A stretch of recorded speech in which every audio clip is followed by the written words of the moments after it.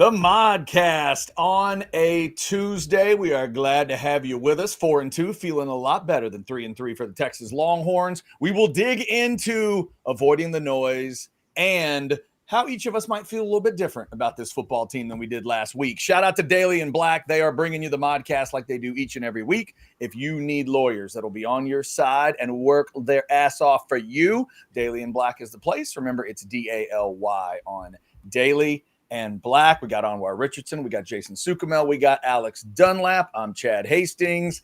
Here we go. Texas gets the win, and Anwar, the discussion of noise came up at the presser this week. Not necessarily for Sark. Now, Sark's presser, I think, it had its moments, but wasn't anything volcanic. But some good stuff from Arch Manning. Credit to you for getting some good stuff from Arch. Arch talks, but he likes to go about 15 seconds and then, get out. You were able to, I think this week there was a little bit more there. So kind of talk us through, because Arch, I liked hearing him, expand a little bit about what he's dealing with. Well, look, we can't ignore that last week, one of the biggest stories in college football was that article that came out from The Athletic, that was, I think we all can say, was dumb. It was premature. It was somewhat insulting to give him that label so quickly into his career. And I think there was a lot of reactions, not just from Longhorn fans, but there were national reactions from people, national analysts, things like that, who kind of chimed in on it. Sark kind of alluded to it a couple of times last week as well. He's kind of pissed off about certain things and kind of went to the defense of Arch afterwards. And you saw Michael Taft tweet out something, afterwards, after the game about QB1. So everyone was aware of it, right? And so to me, it's just a natural follow-up to give the guy an opportunity to basically just throw a middle finger up in the air.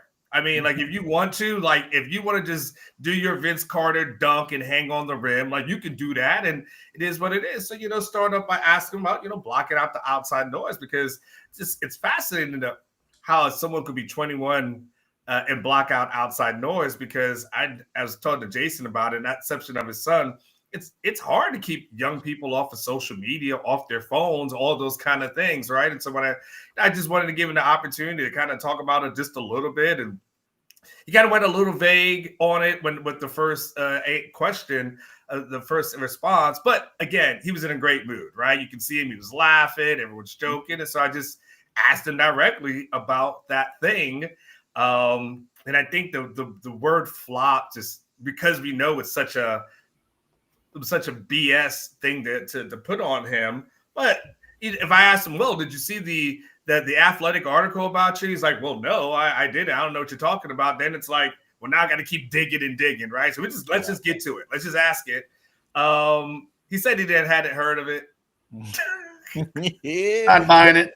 Hey, bravo to John Bianco, Cooper Manning, and Arch Manning. If he really had not heard of it, like, bravo to all of them. That is the best isolation ever. Yeah. But he's like, well, 100 people are texting me. So I'm like, well, what are they texting you about, right? But at the end of the day, I thought he gave a great response. I think if people read it without hearing it, there's an instant overreaction to it. But if you can hear the lightheartedness of the question, the playful response to it, it is what it is. And at the end of the day, Arch can throw a middle finger up to everybody who went that far on there, because it was BS. But one of the things I like about it, Anwar, and obviously, again, getting into that, I thought was cool, because, Jason, what it did to me and Alex, what I thought was, now we're starting to see the positive side for Arch. Like, the noise can be positive and negative. He dealt with some negative for the first three. It feels like these last three games, he started building on the positive side, because now we're talking about fans defending him and breaking apart questions. And should you have asked it that way? Like, that tells me there's positivity now among the fan base when it comes to their quarterback. I think that's a great thing. Well, man, it was all negative for the first few games. So yeah, these any positive reinforcement that he's getting is good. But yeah, I look at this several different ways. Like Arch is 21 onward. Told me he's 21. This guy's worth millions of dollars. He can handle big boy questions. That was a perfectly fine and legitimate question. That story was written last week. It was a stupid story. I think everybody agrees with that. So you give Arch a chance to address it and kind of have his say in response. Okay. It wasn't even a story. It was some dude's like random thoughts. It was so weird. I didn't even read the story. I just saw the tweet with the link to the story. I actually read the thing. You probably I don't have access. You're probably glad you didn't see it. I don't even care. Like a diary entry or something. It was like 3,000 words. It was a lot. I wish I had the time back, Alex. I'm with you. I read it. I wish I hadn't. What did I just read? Am I the only one who doesn't subscribe to The Athletic, apparently? No, you might be the only one who doesn't know how to read the stories like that. If you get on your phone and the story says oh, you need to subscribe or something like that. But if you go into a read only option on your iPhone for a lot of these things, if you go read only, it actually allows you to read it. Well, damn, Almar just taught me something new there. There you go. You get your iPhone. So, I don't have a subscription, but if you go read only, then it's a lot of times it'll bypass it. Yeah, don't tell the people at The Athletic this, though. Okay, don't tell the people who are trying to come read our content. Yeah, Jason, you got to trust us. That thing is silly on 10 levels. We don't even need it. It's not even worth the breakdown of why it was so silly. The other part of it, I get it, man. Arch is pretty well coached and well groomed as just with handling the media. There is a 0% chance he didn't know of that article. Because if he didn't read it, which he probably didn't, I trust him on that. You don't think his roommates were like, damn, Arch, look at this. Look what's being said about you. I had it in the war room. I talked to a source that said, hey, the players on the team are pissed off for Arch about some of this heat he's taking. And they were probably talking about that article specifically. Arch knew about that. Even if he didn't read it, somebody at some point was like, dude, what the hell? They're really bashing you here. But it's funny, even outside of the article itself, right? And I did mention that, right? But when I started kind of in a generic form, at the end of the day, people forget how short memories are. Longhorn fans were criticizing Arch. Before we even get to this article, Longhorn fans we're sorry, Quinn. I miss you, Quinn. Bench Arch, play Caldwell. Yeah. Yes, that one magical throw, right? And so let's not forget, Longhorn fans, that there were some of you who were booing Arch Manning just a few weeks ago, booing him. So let's not act all holy. Now, when it's I asked someone about in a response when you literally were booing the guy just a few weeks ago. It's funny how our memories work. Yeah, during a win. Yeah, we had two post games, one after a win, one after a loss, where Texas fans were telling us they were going to lose 4 or 5 games and OU was going to win by 3 touchdowns. One was a win, one was a loss. That happened in 2 separate post games. But again, the good news now is it's really starting to, lean towards the positive side. And Alex, another thing that stood out to me, I thought of, I'm trying to think of me, as the old man with a phone. When Arch says, okay, it's not that one person told me, hey, Arch, avoid the noise, right? Block out the noise. But if I get 100 texts that say block out the noise, what am I thinking next? Arch is a great line where Arch is like, well, I guess there's some noise out there that I need to worry about. I don't think any of us can fully understand what he will go through, all the stuff that he's trying to deal with here, even when he's trying to stay away from it. I mean, that would drive me a little crazy, Alex, if I got 100 people telling me, hey, Chad, stick it out, man. Stay tough. I'm like, why? What is going on? It's like when someone says, hey, don't look now, but this is happening over here. And you're like, well, how do I not look now? Right? I've got to look. That's crazy, man. I think it might be a little bit. It's probably, it's probably felt a lot better. It's probably more than 100 of those text messages after the Red River shootout saying hell of a good job. You know what I mean? So yeah, it's part of it, dude. They say it and say it and say it. And Sark will say it and say it and say it. Every coach will. You come to Texas to play in these type of games. You're going to face this type of pressure. Every platitude there is. If you're the quarterback, you're going to get all the credit, but you're also going to get all the blame. You're going to yada yada. It's every old platitude, and it's more. It's whenever you with Arch Manning, just whether it's his last name, whether he's at Texas or some combination of both, and even more than that, it's only heightened. It's heightened to the nth degree, and he's going to get a whole lot of credit when things go right, and he's going to get a whole lot of blame when things go wrong. And it's partly because people say like, well, dude, the game turns off and it goes to commercials, and I see you in a Warby Parker commercial, and I see you in the all this stuff.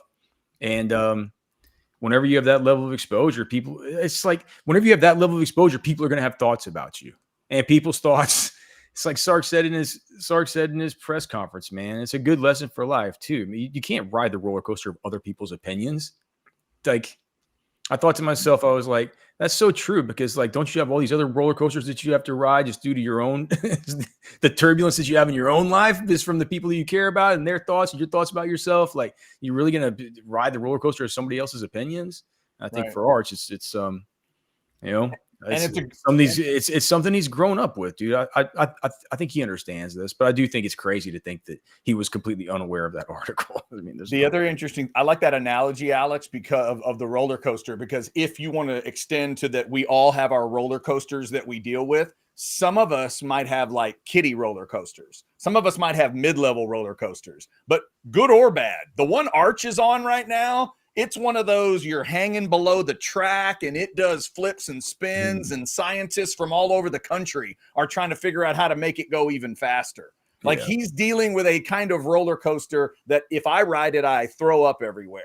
Like, that's the kind of roller coaster Arch Manning is on, trying to deal with all of this stuff. You know what? I mean, Jason can go back to, there were people who were criticizing him back in high school for his 5-star rating, who didn't think he actually even deserved it. He was getting criticized back then, So he's heard criticisms and critiques before. The biggest difference has been those were slighter, but what he's heard over the past few years has been criticisms of Quinn. Like that's what he's heard. It hasn't been directed more at him. Now, because of some of the buildup in the offseason, and even he was a guy, Alex was there at SEC Media Days. He was still a guy that was like trying to pump the brakes on the expectations for him this year. Like, he was even like, man, I haven't really done that much. Like, I don't know why everyone's hyping me up so much right now. So, he's handled this. I mean, his family has been in the spotlight their entire, for his entire life. I mean, I'm sure he has seen his uncles booed and dealt with a ton of criticism. I mean, hell, his uncle played in New York. It's like every week that his uncle had to deal with criticism for something. So I don't think it's anything new to him. I think he's polished. He knows how to take this in stride. Yeah, here's a good chat kind of speaking to the uniqueness of Arch. Our man, Chris Bennett. Chris Bennett, thank you, man. Good to see you back. Sorry you accidentally got blocked. It happens. Thank you for letting us know. Arch is on my Roku TV home screen in a Warby Parker ad. Okay, that right there. Let's all stop. There's never been a Texas quarterback. Maybe there's never been a quarterback in college football that has that. Tim Tebow didn't have that.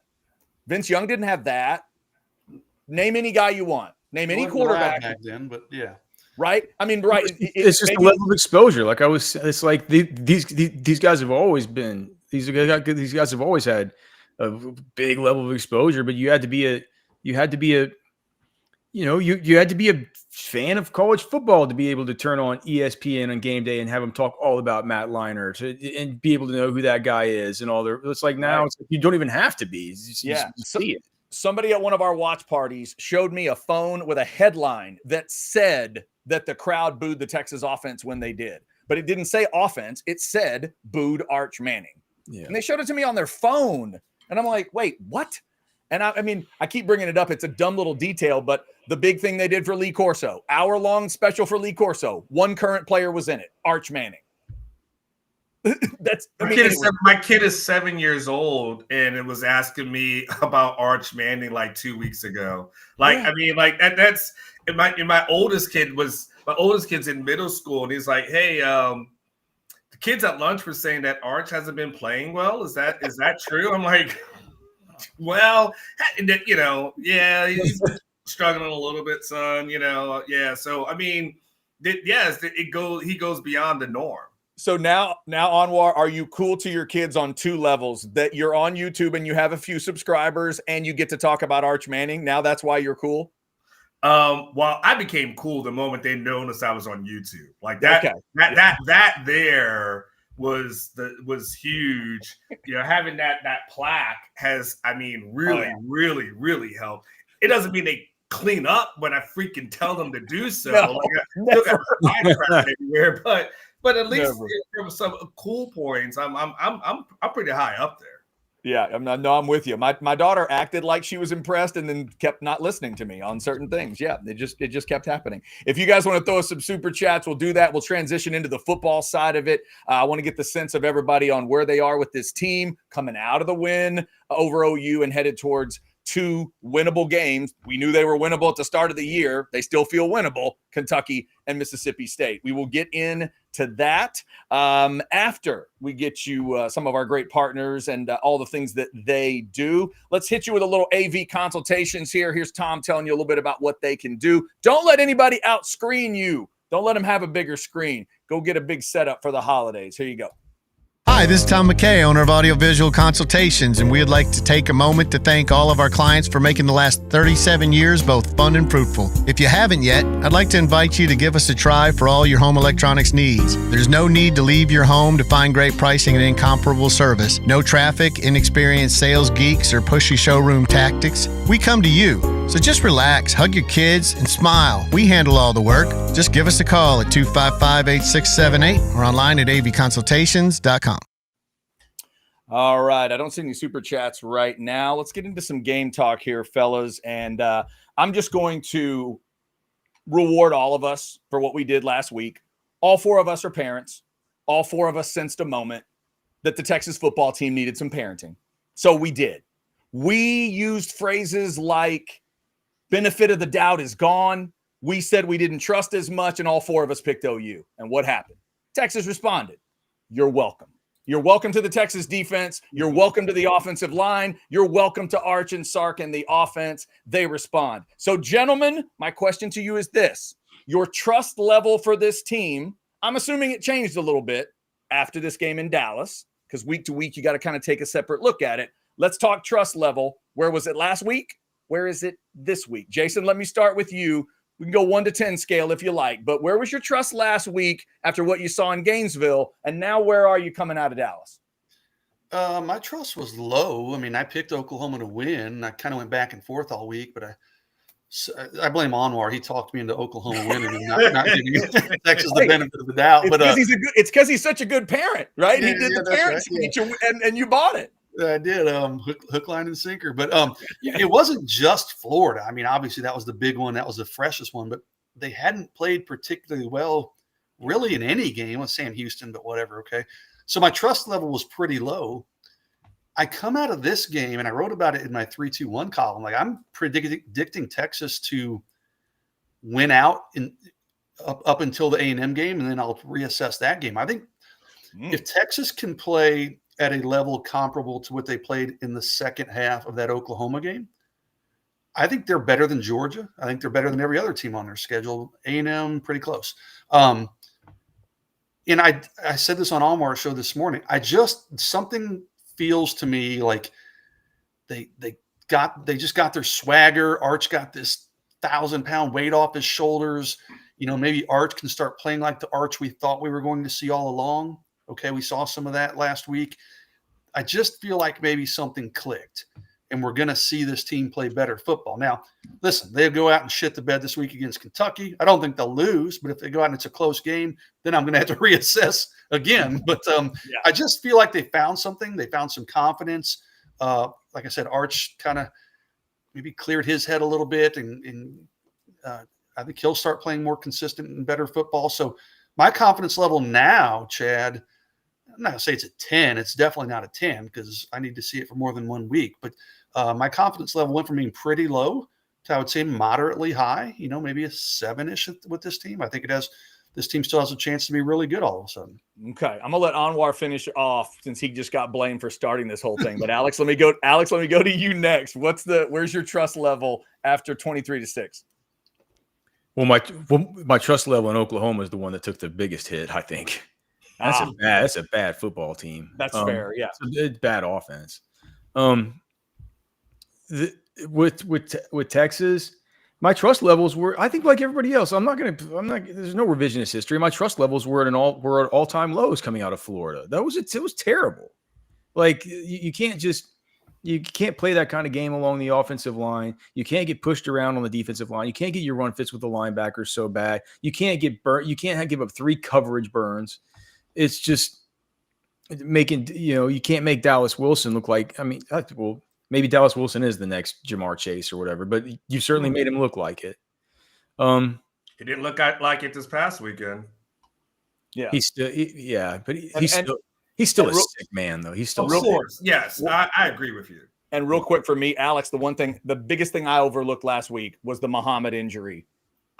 We like to overlook that as fans and even media sometimes because you got to step up and you got to play. Young dudes were forced into action there. When Texas has Muhammad healthy, I can absolutely trust that defense. And what did A&M have against Florida? They had their corners. They had everybody out there that they wanted covering, whereas Texas didn't. And Anwar could tell us about the time frame, but it felt like Texas thought Muhammad might be able to go against Florida, and it's not like they said he was out on Thursday. I think they gave him a shot. Anwar, is that fair? And then it was kind of maybe a last minute type of injury with him, or decision rather, for him to be out.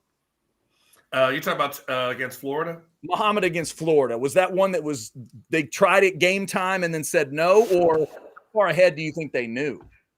I don't have the specifics on that one. I mean, he was listed on the injury report, right? Yeah, so, I don't think he was out there dressed in pads. I don't remember him going through any drills before the game. He was just standing there the whole time. Okay, so I was under the impression that we knew pregame that it was looking like he wasn't going to play because he wasn't dressed. Yeah, because that's where I freaked out too much, Alex. I freaked out too much watching that defense. I'm like, oh my God, they gave up 27, and I don't know if I could trust him as much anymore. But then once you see Muhammad back, that's like, oh wait, that's the defense. So I let 1 week take away the other 4 or 5 weeks, and that's the mistake I made on the defensive side, I think. Yeah. So I mean, for me, it's like it went from I don't know, like I was at a spot where I'm like, because here's the thing, what else do we have to go by besides this as far as how we can gauge SEC play, right?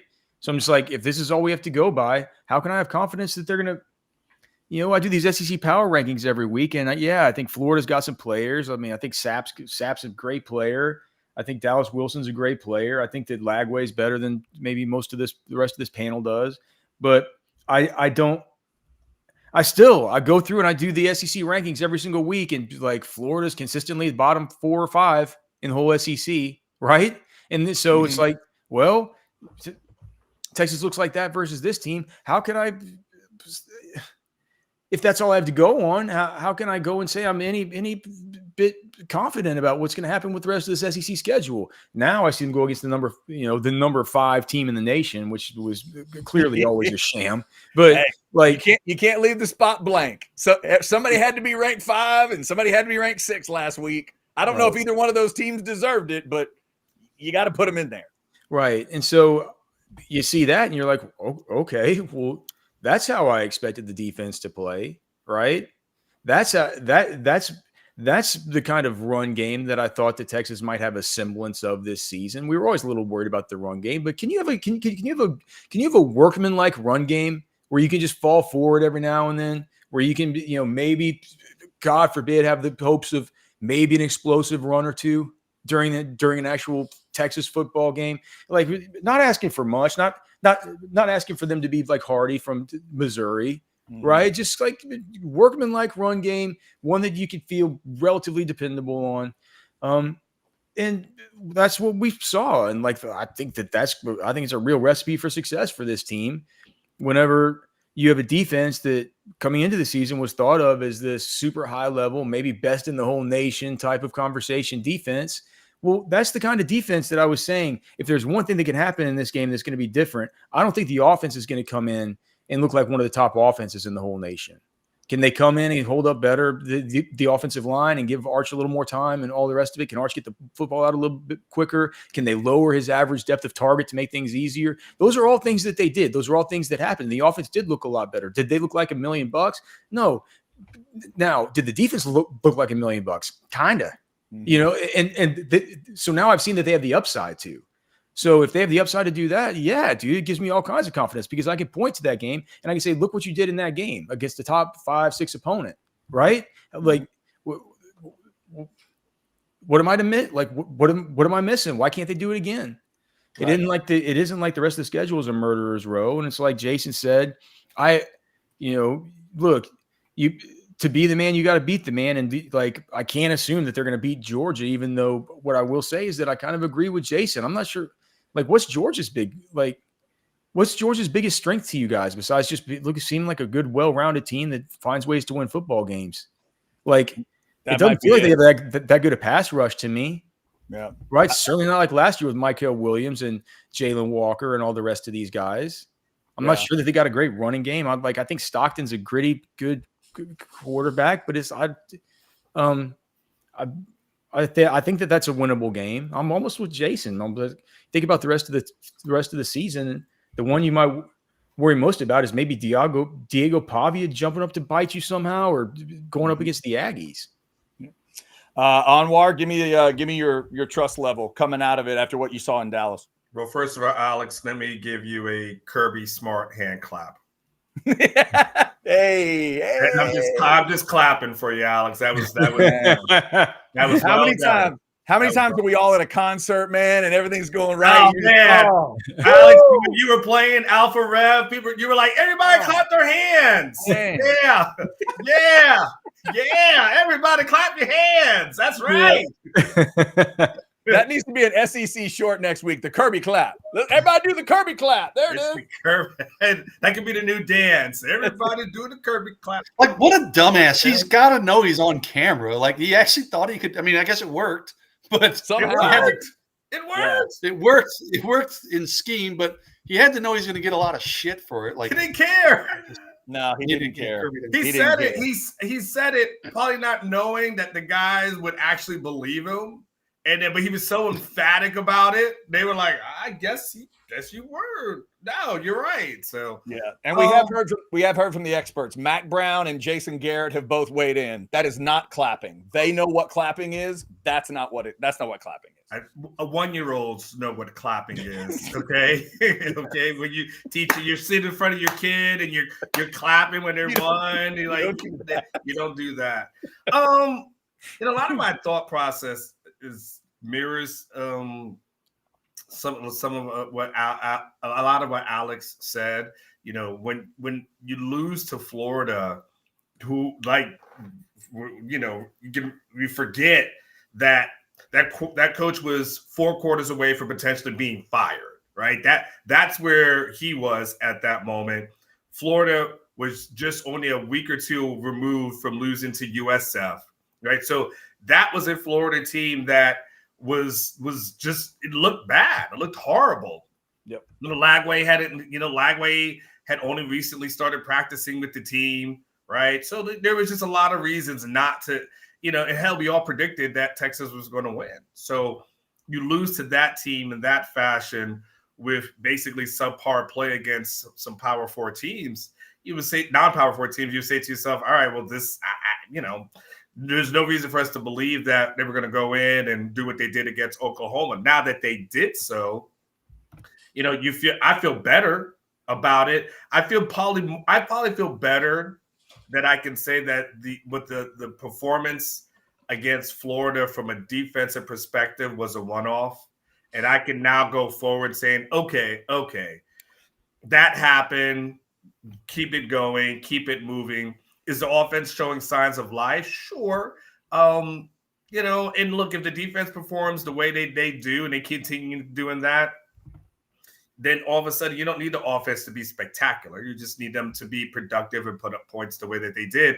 It would be similar to, at times what we saw from Quinn, over the last couple of years, which, it wasn't like Quinn was throwing for 450 and 4 touchdowns and anything crazy. He was just a good quarterback who's serviceable. And I think that's what we were saying. Like, look, if Arch, you don't need to be great on this team. You just need to be good. And if you're good with this defense, that's good enough.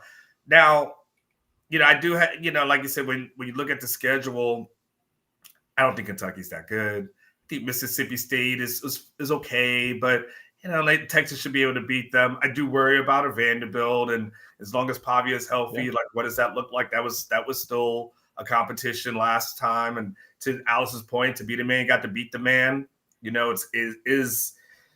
Does Kirby Smart have that thing figured out the way that Sark may have it figured out against Venables, right? We'll have to see what that looks like going forward. So, do I think Georgia's special? No, but you're still going to be on the road. You're going to be at their place, and so you got to prove it a little bit, and then we'll see what A&M looks like down the road as they recover, from their huge injury. But they're one of the better teams in the country, and I think the last thing I'll say, Chad, is the toughest part as you look forward, like in the season, is that the Florida loss really hurts Texas as far as get out of jail free cards. Because look, Ohio State happened, okay, but if Ohio State and Georgia happens, and those are your only 2 losses, you're instantly in the SEC championship game. You're probably not trying to figure out, arguing your way into the college football playoffs.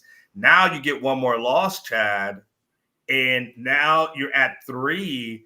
You're going to probably be on the outside looking into the SEC championship game, the playoffs. And so that's the bad part about the Florida loss, is that it really hurts the team. So this might be one of those things that Sark talked about. Well, 9-3 could be a successful season. But not that being said, can they run the table? I can't say I'll stand on the table for that. But do I feel that this is a better team going forward? Yes. See that super chat. We will get to it. Also, let's remind you not only about one of our great partners around here, but where you can come watch the game with us. TCH Social Austin. We're going back to 183 and Anderson Mill. If you haven't joined us, right up there by the aquarium, come see it. There's somebody watching that big old giant screen. We'll fire up, of course, Texas and Kentucky, but USC Notre Dame is going on in the evening. That ranked matchup plus Tennessee Bama will be going on in the cigar game, if you will. So all that's going to be going on this week. Plus, the specials are there. $2 select drafts, $3 jellyfish, $4 fanatic cocktails, plus the wing special. I had that pasta dish last week with the chorizo and the shrimp. It's excellent. Also, remember, Texas Card House has online poker for you. Anywhere in the state of Texas, play Hijack Poker. Go to hijackpoker.com.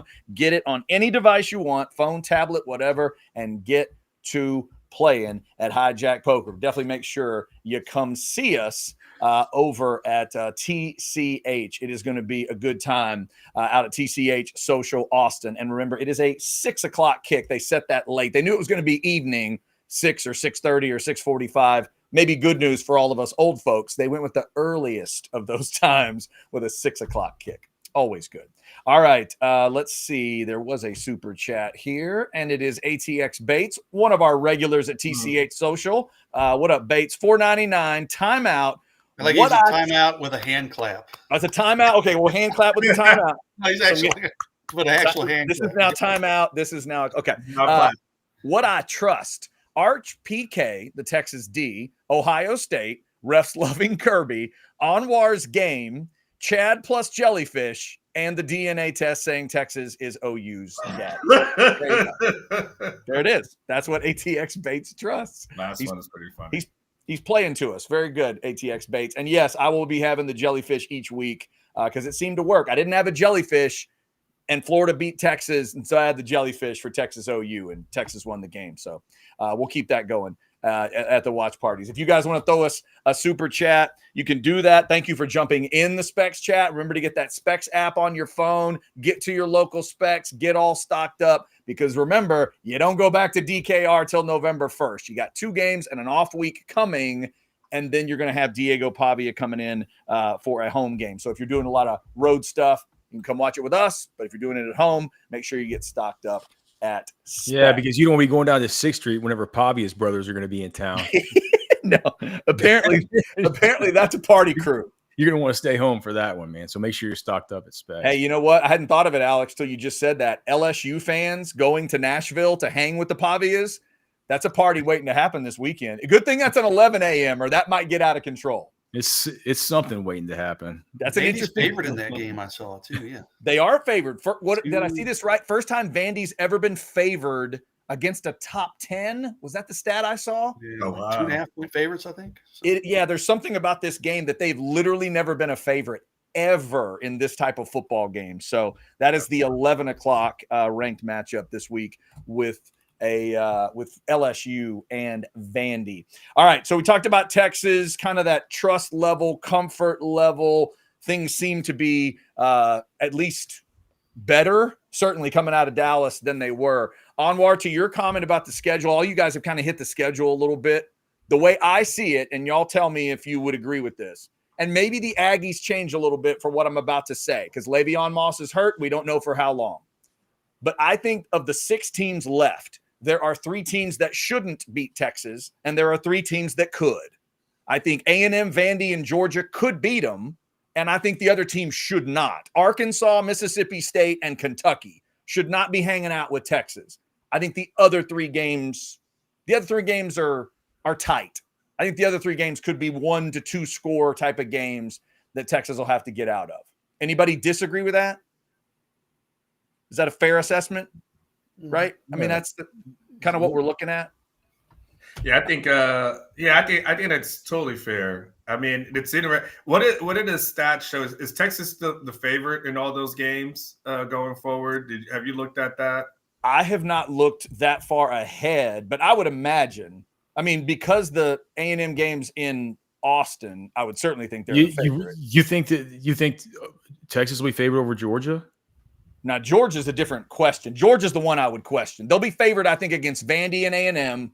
Yeah, both home games. There's no way they're favored versus Georgia. But I would think Georgia probably, unless Georgia drops a game between now and then. Who knows what happened? You know, they could have Right. If Ole Miss goes into Athens this week and gets them, that could be different. But right now, I'd say Georgia by, I don't know, 4.5. No, I think it's probably 3.5. Yeah, I mean 3. I would say 3.5. Right in. Yeah. Right, less than a touchdown. Georgia by less than a touchdown because they're at home. Yeah, I think so. And I think it still would be even if they lost to Ole Miss. Yeah, and you might be right because it is. I mean, even though Bama went in there and ended that streak, that is such a tough place to play. And to somebody's comment in the chat, we can joke about the whole timeout clap thing. You got to know going to Athens, you're not getting calls. You are not going to get those calls. Kirby's going to get those moments. You're not going to. And it's just sort of, it's that the human nature, home field, a coach that's created a pretty legendary status in the conference.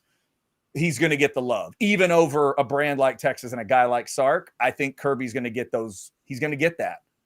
And hopefully it doesn't cost, Texas the game. Like some would say it cost Auburn that game last week.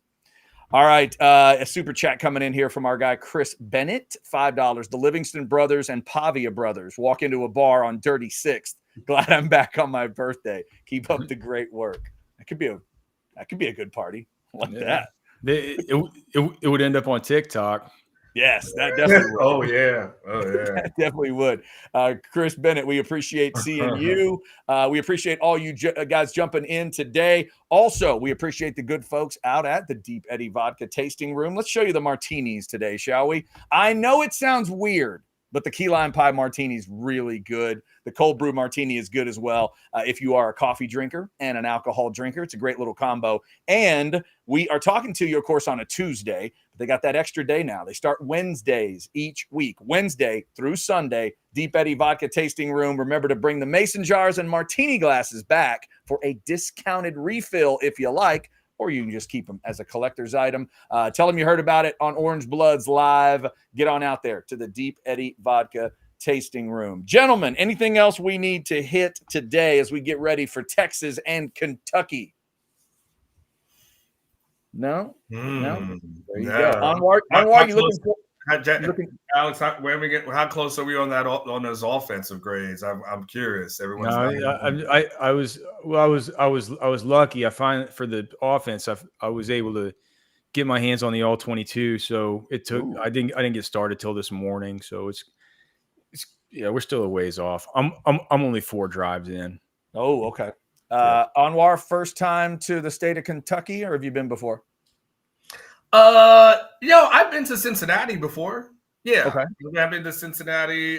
Cincinnati, that's kind of on the border, right? Well, yeah. No, you're saying you went to Cincinnati and then crossed the bridge into Kentucky?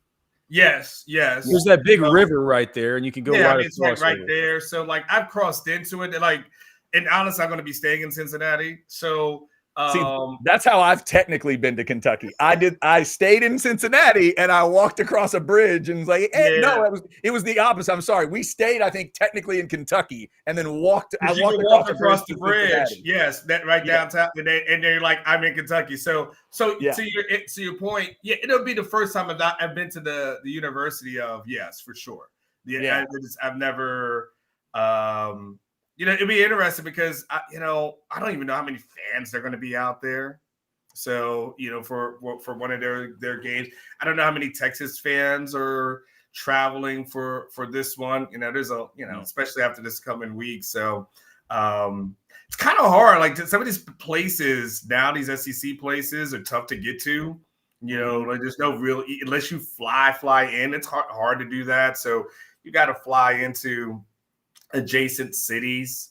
Like Mississippi might be the toughest one because you either got to fly into Jackson or Birmingham, and you still got a 2-hour drive ahead of you. So some of these places are tough. Gainesville was like that. If you don't fly directly in, I think all the media people everyone flew into one. It was Jacksonville, Orlando, Tampa. Like there was, getting into Gainesville wasn't easy. So these things are tough to get into. I just had a friend visit Louisville, Anwar. This just in. Apparently, they have whiskey in Kentucky. So if the old fashioned is interested, you maybe look up the right tailgate or the right. Apparently, there's brown liquor in the state of Kentucky. Wait on you. I don't do a lot of brown anymore. Okay. like Brown made me angry back in the day, so I went a little bit lighter. Okay, only for old fashions, but not straight bourbon. Fair enough. Shout out to Anwar, Jason, and Alex for jumping in. Shout out to all of you for jumping in, giving us some super chats and stuff today as well. Thank you for liking, subscribing, getting your notifications. We appreciate your support. Check out all the stuff at Orange Bloods Live. Check out the videos and short section as well. Alex and Cody bringing you football with friends. We referenced Old Fashioned with Anwar. That's every morning. Jason and I will get you the recruiting show. It'll debut tomorrow morning at 10 a.m., the very latest on recruiting. Did any big recruits show up to Texas OU? And were they impressed that Texas did that to OU? We'll get into that this week as well. Plus the live show every day at 12. Of course, we'll be back with that tomorrow. Catch will be back in tomorrow at noon, and we'll keep it rolling. Thank you all for supporting us. This